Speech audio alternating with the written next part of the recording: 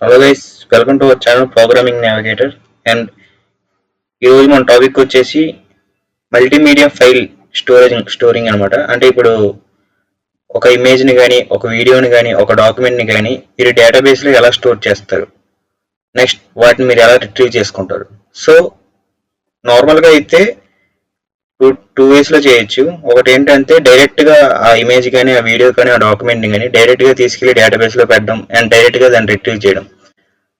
So ఇది బాగానే ఉంటుంది, ఎందుకంటే ఇప్పుడు మన మన ఓన్ డేటాబేస్ లో ఉంటుంది. కానీ ఇందులో వచ్చే డ్రాబ్యాక్ ఏంటంటే ఇప్పుడు తక్కువ సైజ్ డేటాని యాక్సెస్ చేస్తుంది. కానీ ఇప్పుడు ఒక 200 MB 300 MB డేటాని స్టోర్ చేయడం అయినా రిట్రీవ్ చేయడం అయినా టైం ఎక్కువ పడుతుంది. సో దీనికి ఆల్టర్నేటివ్ ఇదనమాట. మనం ఆ ఇమేజ్ని కానీ ఆ వీడియోని కానీ ఆ డాక్యుమెంట్ని కానీ ఏదైనా లార్జ్ సైజ్ ఉన్న దాన్ని వేరే క్లౌడ్లో ఎక్కడైనా స్టోర్ చేసి మనకు లింక్ ఇస్తారు కదా, ఆ లింక్ ని తీసుకొచ్చి మనం డేటాబేస్ లో స్టోర్ చేస్తాం. సో ఈ లింక్ ఉన్నా సరే ఆ డేటా ఉన్నా సరే రెండు ఒకటే. సో కానీ ఇక్కడ మనకి ఏంటవుతుందంటే స్టోరేజ్ సేవ్ అవుద్ది.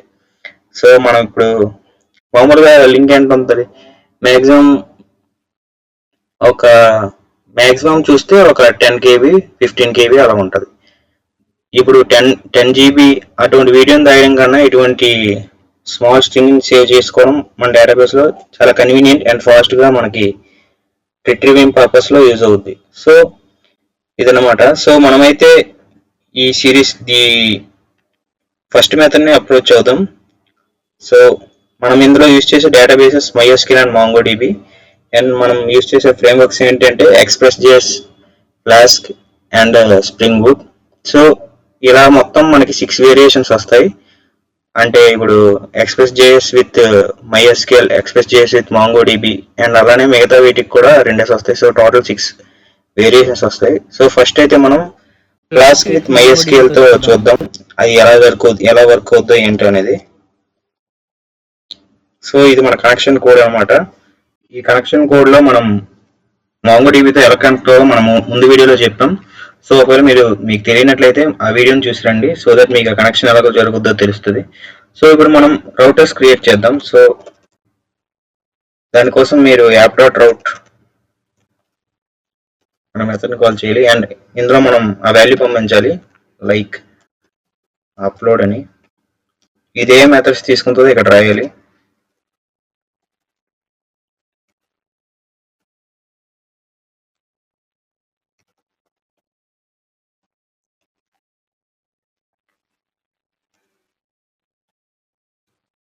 సో ఈ రౌట్ కింద ఉన్న ఫంక్షన్ ని ఇది కాల్ చేస్తుంది. సో ఇప్పుడు మనం డెఫ్ అప్లోడ్ అని పెట్టినాం అనుకోండి, సో ఈ ఫంక్షన్ కాల్ చేస్తుంది. సో ఇప్పుడు మనకి ఫైల్స్ ఈక్వల్ టు మనం బాడీ నుంచి పంపిస్తాం కదా, రిక్వెస్ట్ డాట్ ఫైల్స్, మనం పంపించే ఫైల్స్ ఇక్కడ వస్తాయి. ఇప్పుడు ఏమైనా ఎర్రర్స్ అయితే ఆ ఎర్రర్స్ ని స్టోర్ చేయడానికి ఒక ఎంప్టీ లిస్ట్ తీసుకున్నాం. నెక్స్ట్ ఇప్పుడు మనం ఈ ఫైల్ కీస్ అన్నిటిని వ్యాలిడేట్ చేయాలి కదా, సో ఈ వ్యాలిడ్ ఫంక్షన్ దానికి యూజ్ అవుద్ది. సో దానికోసం మనం ఏంటంటే ఇప్పుడు ఈ ఫైల్ కి నెక్స్ట్ allowed extensions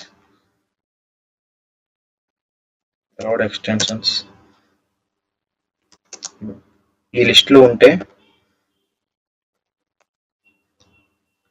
సో ఇప్పుడు ఇందులో మనం రాయాలి ఏంటి అనేసి. ఫస్ట్ ఇది ఇమేజ్ కీ, నెక్స్ట్ వాటి తాలూకు extensions, allowed extensions images. Next ఇంకో టపుల్ ఏంటంటే వీడియో. నెక్స్ట్ దీని తాలూకా allowed extensions ఏంటి, ఇవి. నెక్స్ట్ ఇంకో టపుల్లో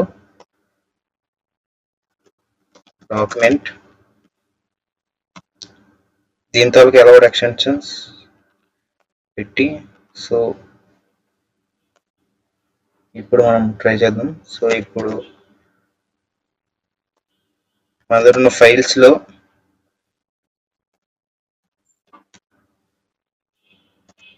ఆ ఫైల్ కీని పెడదాం.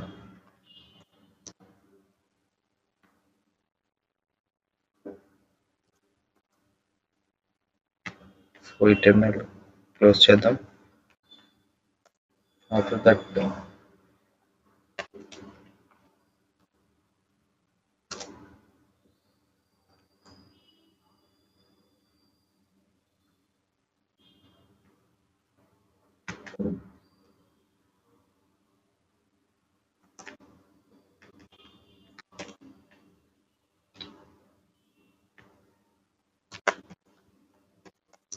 ఇప్పుడు ఒకవేళ మనకి ఫైల్ నుంచి ఏదైనా వచ్చినట్లయితే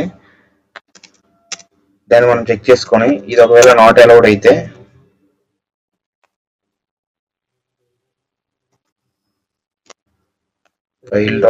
ఫైల్ నేమ్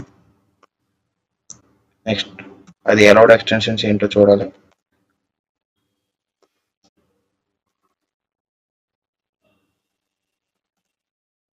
సో ఇప్పుడు మనకి ఏదైనా ఎర్రర్స్ వస్తే ఇందులో ఉంటుంది కాబట్టి ఆ ఎర్రర్స్ని ఇక్కడ ఏపెండ్ చేస్తాం.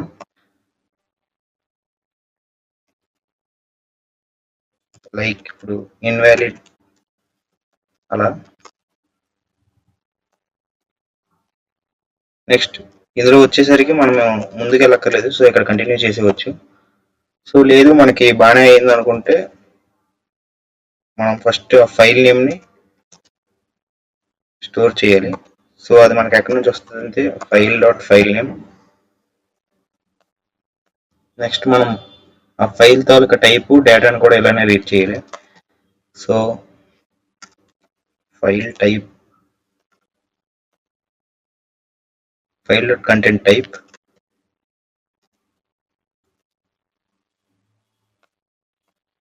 నెక్స్ట్ దాని తాలూకా డేటా ఫైల్ డేటా.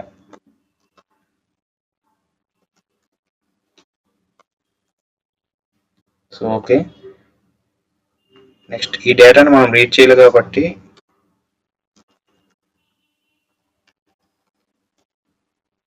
సో దానికోసం అది. ఇప్పుడు మనకి మీడియా డాక్యుమెంట్స్ ఉంటాయి కదా, సో ఈ మీడియా డాక్యుమెంట్ని అంటే ఇప్పుడు మనం మన కలెక్షన్లో యాడ్ చేయడానికి దీని మొత్తాన్ని ఒక జేసన్లో పెట్టాలి. సో దానికోసం ఒక మీడియా డాక్యుమెంట్లో చేద్దాం. మీడియా డాక్ అంటే ఇది జస్ట్ ఒక డిక్షనరీ. ఈ డిక్షనరీలో మనం మన ఫైల్ నేమ్ని, మన ఫైల్ టైప్ని, మన ఫైల్ డేటాని పెట్టాలి. మన ఫైల్ నేమ్ ఏంటంటే file underscore name. Next మన file type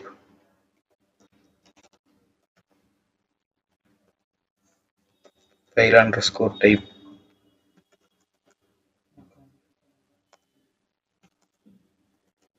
next file data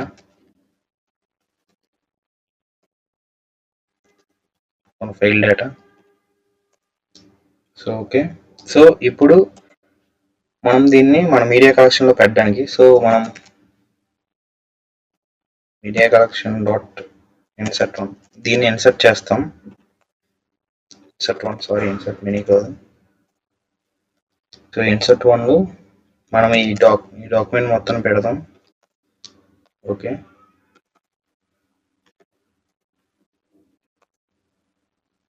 okay ఇప్పుడు మనకి ఎర్రర్స్ ఏమైనా వస్తే మనం ఏం చేయాలి. సో ఈ ఫర్ లూప్లో బయటకు వచ్చేసాక ఇఫ్ ఎనీ ఎర్రర్స్, మనం ఆల్రెడీ ఎర్రర్స్ని ఎర్రర్లో స్టోర్ చేస్తాం. సో ఇప్పుడు ఎర్రర్స్ ఏమైనా వస్తే మనం ఏం రిటర్న్ చేయాలి, JSONify మనకి ఇచ్చే స్టేటస్ ఏంటి వస్తుంది.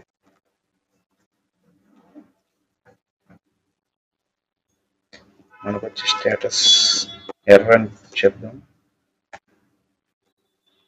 నెక్స్ట్ ఒక మెసేజ్ ఏంటంటే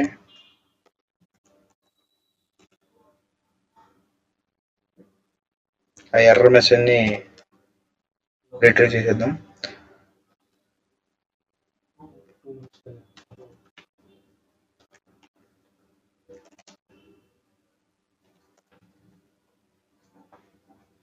సో దీని తాలూకా 400 స్టేటస్ కోడ్ పంపించడం అనుకో మనకు తెలుస్తుంది ఎర్రర్ ఏమైనా వచ్చినట్లు, లేకపోతే మనకి ఆటోమేటిక్గా డేటా వచ్చేసినట్లే, అంటే డేటా ఆటోమేటిక్గా అప్డేట్ అయిపోయినట్లే. సో ఇప్పుడు మనం దాని తాలూకా స్టేటస్ సక్సెస్ పెడదాం.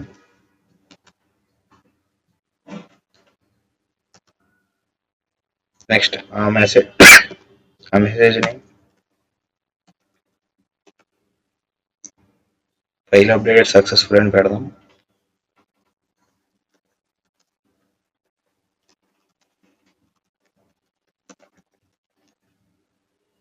సో దీని మొత్తాన్ని డబుల్ కోట్స్లో పెడదాం.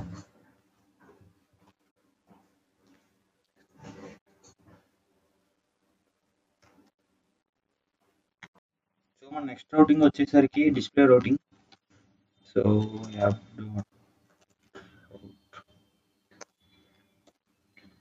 ఇక్కడ వాల్యూ ఇస్తాం డిస్ప్లే. సో ఏం చేస్తుంది అంటే గెట్ మెథడ్ ఇది కాల్ చేస్తుంది.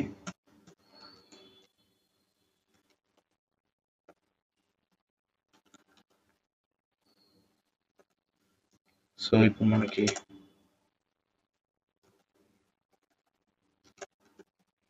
డిస్ప్లే ఫైల్స్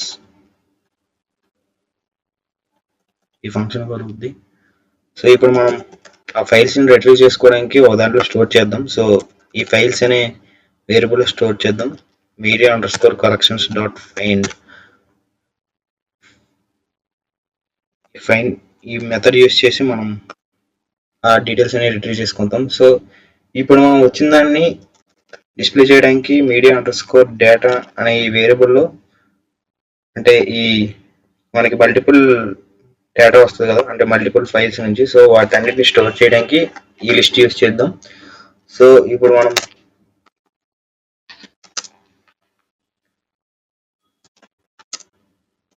ఒక్కొక్క ఫైల్ని రిట్రీవ్ చేద్దాం. మనకు కావాల్సింది ఏంటి, ఫైల్ ఐడి కావాలి. ఫైల్ ఐడిని మనం స్ట్రింగ్ చేద్దాం.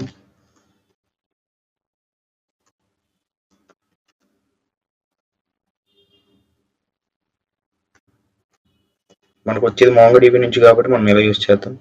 సో అలా మనకు file name, file type, file data కావాలి. సో అలా మనం same file name,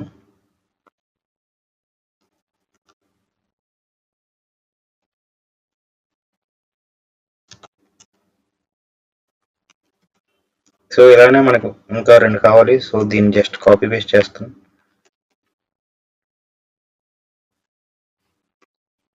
file type,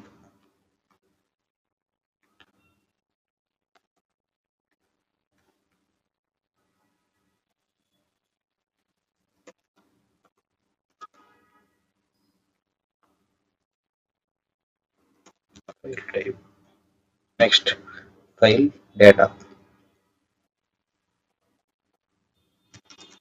so file data మనకి ఈ 4 మనకి బ్యాక్ ఎండ్ నుంచి వస్తాయి. సో వీటిని మనం ఇప్పుడు మనం మీడియా ట్యాగ్లో పెడదాం. సో ఫస్ట్ మన మీడియా ట్యాగ్లో పెట్టే ముందు మనం ప్రతిదాన్ని ఒక్కొక్క ఐటమ్ అనుకుందాం. ఓకే, సో ఇప్పుడు ఫస్ట్ మనకు ఒకవేళ వచ్చేది ఇమేజ్ అయితే మనకు వచ్చేది టైప్,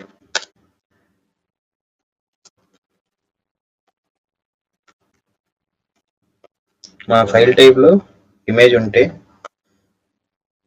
ఇప్పుడు మనం ఏం చేయాలి, ఫస్ట్ దాన్ని base64లో కన్వర్ట్ చేసి దాన్ని మనం స్ట్రింగ్లో మార్చాలి. సో దానికోసం మనం ఏం చేస్తామంటే ఇప్పుడు ఒక వేరియబుల్లో స్టోర్ చేద్దాం base64. అసలు base64 అంటే ఏంటంటే, సో మనకి డేటాబేస్లో ఉన్న డేటా బైట్స్లో ఉంటుంది, బైట్ అరేలో. సో దాన్ని base64లో కన్వర్ట్ చేయడానికి ఈ base64 అనే ప్యాకేజ్ ఉంటుంది. సో ఆ base64 ప్యాకేజ్ని యూజ్ చేసి మనం దాన్ని కన్వర్ట్ చేస్తాం. b64 ఎన్కోడ్ అని ఉంటుంది. సో దీన్ని యూజ్ చేసి ఆ ఫైల్ డేటా ఉంటుంది కదా, ఆ ఫైల్ డేటాని మనం ఇలా చేస్తాం. నెక్స్ట్ దాన్ని మళ్ళీ స్ట్రింగ్లో మార్చడానికి దాన్ని డీకోడ్ చేయాలి. సో UTF-8 అనేది ఒక కోడ్ అనమాట, UTF-8. సో ఇప్పుడు మనకైతే base64 ఇమేజ్ వచ్చింది, అదో స్ట్రింగ్లో ఉంటుంది. సో ఇది మనం మీడియా ఐటెంలో పెడదాం. మీడియా ఐటమ్ దేనికంటే ఇప్పుడు మన టైప్ ఏంటి,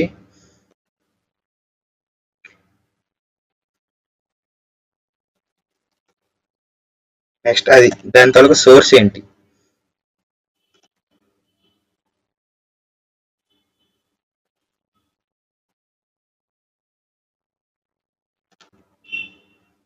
మనకు వచ్చేది ఇలా వస్తుంది, ఆ ఫైల్ టైప్ ఇక్కడ వస్తుంది.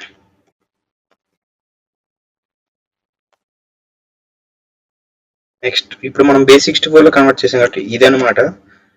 అంటే ఇప్పుడు మనం ఆ డేటాని కానీ ఆ సోర్స్ ఇమేజ్ని కానీ చూడాలంటే బ్రౌజర్లోకి వెళ్ళి ఇలా టైప్ చేస్తే మనకు ఆటోమేటిక్గా అది కనబడుద్ది ఆ ఇమేజ్ ఎలా ఉందో. సో ఇదనమాట. నెక్స్ట్ మనకి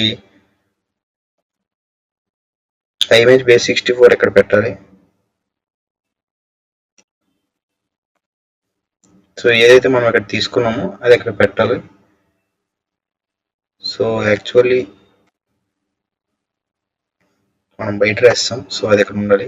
అంటే ఇది ఆ సోర్స్ అనమాట, ఇది ఆ టైపు, ఇది base64లో కన్వర్ట్ చేసాం, దాని తర్వాత సోర్స్ ఇది. సో ఇది మొత్తం సోర్స్లో ఉంటుంది. నెక్స్ట్ ఇలానే మనకి ఒకవేళ మన దగ్గర ఉన్నది వీడియో అయితే సేమ్ ప్రాసెస్.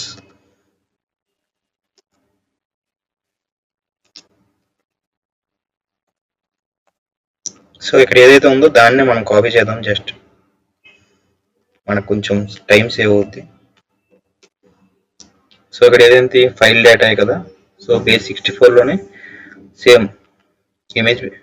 సో ఇప్పుడు మనం నేమింగ్ కన్వర్షన్స్ కోసం ఇక్కడ దీన్ని మార్చాలంటే మార్చుకోవచ్చు. లైక్ ఇప్పుడు వీడియో కాబట్టి వీడియో అని పెట్టుకోవచ్చు ఇక్కడ మీరు.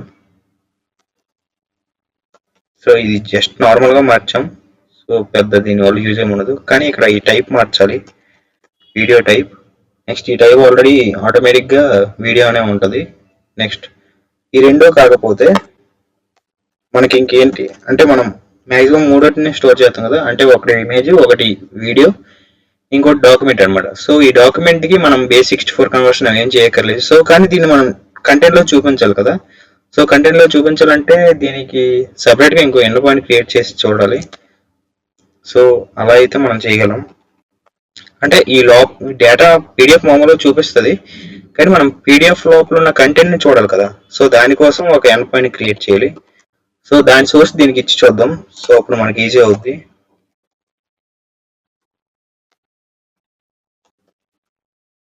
సో ఈ టైప్ ఏంటంటే ఒక డాక్యుమెంట్ అనుకుందాం సపోజ్.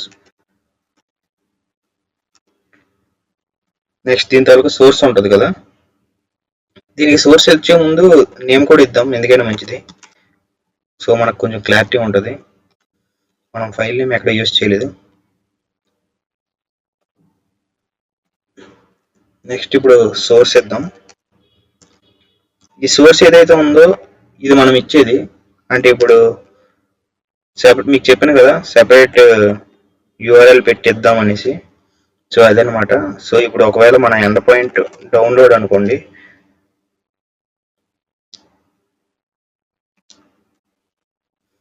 ఇందులో మనం ఫైల్ ఐడిని ఇద్దాం. సో మనకు ఆ ఎండ్ పాయింట్ బట్టి మనకు ఆ ఫైల్ ఐడి వస్తుంది. సో ఇదనమాట. సో ఇప్పుడు మనకి ఎంతవరకు బాగానే ఉంది. ఇప్పుడు ఈ మీడియా డేటాని డాట్ డిపెండ్ ఆఫ్ ఈ ఐటమ్ని యాడ్ చేద్దాం. అంటే ఒక ఐటమ్ని ఇలా యాడ్ చేసాం. మన మీడియా డేటా అనేది ఒక లిస్ట్, ఆ లిస్ట్లో ఒక ఐటమ్ యాడ్ చేసాం. సో ఇలా మొత్తం ఫర్ లూప్ మొత్తం తిరిగేసాక లాస్ట్లో మనం రిటర్న్ చేయాలి.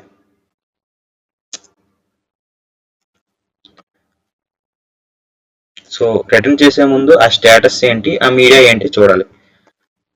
సో కూడా స్టేటస్ సక్సెస్ కదా.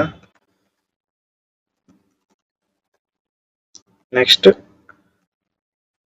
ఆ మీడియా ఏంటి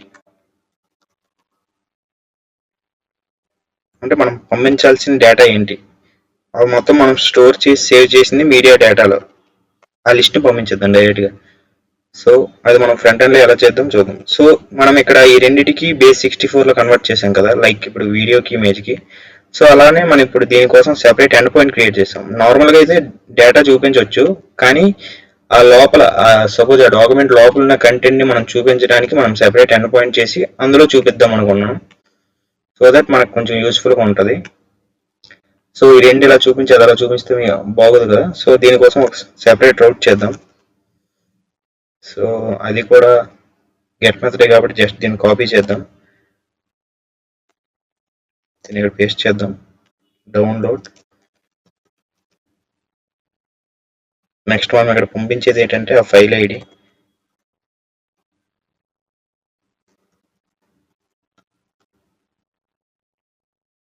సో దీని కింద ఏదో ఒక ఫైల్ ఫంక్షన్ వద్దాం, డౌన్లోడ్ ఫైల్ అని. ఇక్కడ మనం తీసుకునేది ఫైల్ ఐడి, ఫైల్ ఐడి బట్టి ఆ ఫైల్ని మనం రిట్రీవ్ చేస్తాం. సో దీనికోసం మనం same media collections dot find అని ఉంది కదా, సో ఇలానే మనం ఇంకోటి చెయ్యాలి, ఫైండ్ వన్ అనేది అనమాట. బట్ అది ఆ ఆబ్జెక్ట్ ఐడి బట్టి వస్తుంది. సో దానికోసం ఫస్ట్ ఆ ఫైల్ మనం స్టోర్ చేయడానికి ఒక వేరియబుల్ పెడతాం, డాట్ ఫైండ్ వన్. సో ఇందులో మనం ఆ ఐడిని పంపించాలి. సో ఇదనమాట. సో ఐడి ఇది, ఐడి ఏ టైప్లో ఉండాలి, అదొక ఆబ్జెక్ట్ ఐడి. ఎందుకంటే అది మనం స్టోర్ చేసేది పోస్ట్ మ్యాన్ లో, లైక్ అంటే పోస్ట్ మ్యాన్ కాదు, సారీ, మనం MongoDBలో పెడతాం కదా, సో దానికోసం. సో ఇక్కడ మన ఆ ఫైల్ వచ్చి ఆ వేరియబుల్ స్టోర్ అవుద్ది. ఇఫ్ మనకి ఏదైనా కంటెంట్ వచ్చిందంటే, అంటే మనకి ఏదో ఒక ఫైల్ ఉంది దాని మీద, అంటే same file name, file data ఆ రెండు మనకు కావాలి. సో ఈ రెండు మనకు కావాలి. ఫైల్ టైప్ అక్కర్లేదు, ఆల్రెడీ మనం చెక్ చేస్తాం కదా. సో ఈ రెండింటిని మనం ఇక్కడ యూజ్ చేద్దాం. ఇప్పుడు మనది ఒక పీడిఎఫ్ అనుకోండి. ఇఫ్ మన ఫైల్ని, ఇప్పుడు మన ఫైల్ నేమ్ ఆటోమేటిక్గా పీడిఎఫ్ అయితే మన ఫైల్ నేమ్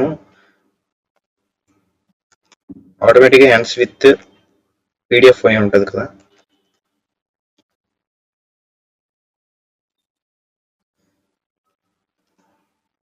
సో పీడిఎఫ్ని మనం ఇలా డౌన్లోడ్ చేయకుండా లోపల ఉన్న కంటెంట్ మనం వెంటనే రీడ్ చేయాలి. సో రిటర్న్ ఈ సెండ్ ఫైల్ అనేది ఏంటి, ఇది ఒక ఫంక్షన్ అనమాట. జస్ట్ మనం ఐఓ అని ఉంటుంది, ఇన్పుట్ అవుట్పుట్. సో ఇందులో ఒక ఫంక్షన్ ఉంటుంది బైట్స్ ఐఓ అని. సో ఇదేంటంటే మన దగ్గర ఉన్న ఫైల్ డేటాని యూఐలో చూపించడానికి, అంటే ఇప్పుడు మన HTML కోడ్లో చూపించడానికి మనకు యూజ్ అవుద్ది. సో దీనికోసం మనం దీని టైప్ ఏంటో చెప్పాలి, అంటే ఇది అప్లికేషన్ ఆర్ పీడిఎఫ్ అలా.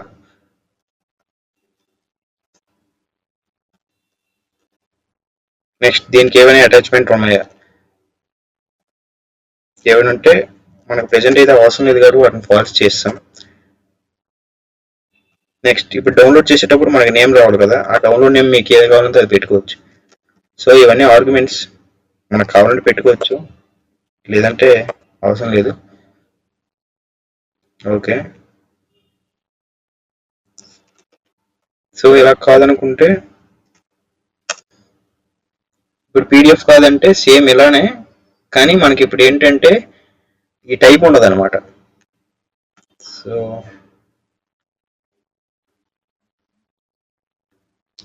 సేమ్ థింగ్, ఈ టైప్ ఉండదు అప్లికేషన్ ఆర్ పీడిఎఫ్ అని, అంటే ఇది మన డాక్యుమెంట్ లాగా. సో ఎలానే ఫైల్ డేటా తీసుకుంటే అటాచ్మెంట్ ట్రూ వచ్చి download name, file name, okay okay, file name download, okay. Attachments ఏమైనా ఉండాలా మనకి. సో డాక్యుమెంట్కి అయితే మనకి ఇప్పుడు కొన్నిసార్లు డాక్యుమెంట్ అటాచ్మెంట్ పంపిస్తారు కదా, జస్ట్ వాటిని చూడడానికి ఒకటి పెడదాం.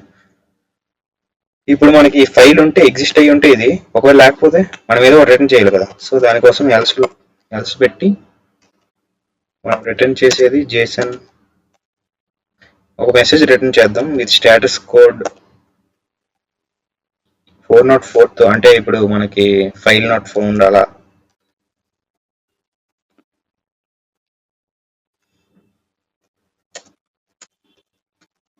సో దీని తాలూకు స్టేటస్ కోడ్ వచ్చి 400. సో 404 సారీ 400 అంటే ఇది ఎండ్ పాయింట్ హిట్ అన్నమాట. సో ఇదనమాట. నెక్స్ట్ ఈ అప్లికేషన్ రన్ చేసి చూద్దాం, సో దట్ మనకి యూజ్ అంటే ఇప్పుడు మనం దాన్ని చెక్ చేయాలి కదా. సో అప్లికేషన్ స్టార్ట్ చేద్దాం.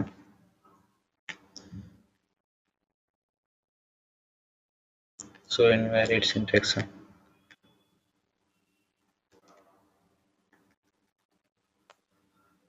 ఒకసారి రన్ చేసి చూద్దాం. సో టెర్మినల్ స్ట్రక్ అయింది అక్కడ.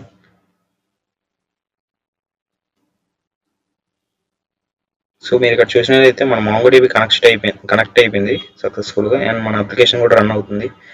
సో దీన్ని మనం చెక్ చేయడానికి మనం ఒక ఫ్రంట్ ఎండ్ కోడ్ క్రియేట్ చేయాలి. సో ఇప్పుడు ఫ్రంట్ ఎండ్ కోడ్ కోసం మనం ఫైల్ క్రియేట్ చేద్దాం. సో గైస్ ఇది మన ఫ్రంట్ ఎండ్ కోడ్. సో ఇది home.html అనేది మన కోడ్ అండ్ స్టైల్స్ ఇవి. సో ఇదిగోండి మన ఎండ్ పాయింట్స్ ఇక్కడ పెట్టాం, ఇక్కడ అప్లోడ్ పెట్టాం, ఇక్కడ డిస్ప్లే పెట్టాం. సో దట్ మనం వాటిని యూజ్ చేసి చేయొచ్చు. సో మనం ఆ యూఐ చూద్దాం. సో ఇదనమాట దాని యూఐ. సో ఇప్పుడు మనం ఒక ఇమేజ్ని సెలెక్ట్ చేసుకుందాం.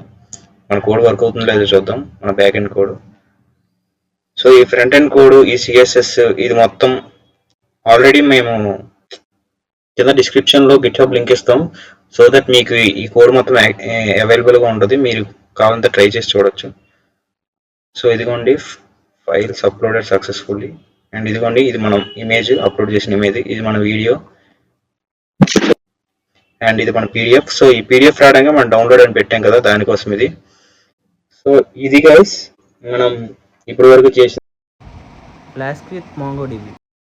ఓవరాల్గా మీకు చెప్పాలంటే మనం ఫస్ట్ ఏం చేసాం, ఫ్లాస్క్ విత్ MySQL లో ఫస్ట్ మనం డేటాబేస్ని కనెక్ట్ చేయడం చూసాం. సో మనకు కొన్ని ప్యాకేజెస్ కావాలి, కాస్ట్ ప్యాకేజెస్ అంటే ఏంటి, base64 ప్యాకేజెస్ అంటే ఏంటి, సో ఇది మొత్తం మనం చేసాం. నెక్స్ట్ కొన్ని ఫంక్షన్స్ 2 ఎండ్ పాయింట్స్ క్రియేట్ చేసాం సో దట్ మనకి ఈజీగా ఉంటుంది. నెక్స్ట్ దానికోసం అది చెక్ చేయడానికి ఒక HTML ఫ్రంట్ ఎండ్ కోడ్ రాసాం. నెక్స్ట్ అప్లికేషన్ స్టార్ట్ చేసాం. సో మనం కన్ఫర్మ్ అంటే మన అప్లికేషన్ కరెక్ట్గా వర్క్ అవుతుందో లేదో మనం చెక్ చేయడానికి బ్రౌజర్లో కన్ఫర్మ్ చేసుకున్నాం. సో మనం అప్లోడ్ అయ్యి అండ్ రిట్రీవ్ కూడా అయ్యాయి. So that's all about the video guys. If you have any doubts, next మీకు ఇంకేమైనా క్లారిఫికేషన్స్ కావాలన్నా సరే కింద కామెంట్లో కామెంట్ చేయండి, ఆర్ మా ఈమెయిల్కి కాంటాక్ట్ అవ్వండి. సో దట్ మేము కూడా మీకు రీచ్ అవుట్ అవుతాం, సో దట్ మీకు ఇంకా క్లారిఫికేషన్ ఎక్కువ ఉంటుంది. So thank you guys, see you on next video. Thank you for watching. మీకు మా అప్డేట్స్ తెలియాలంటే please do subscribe and click on the bell icon guys. See you on the next video. Bye.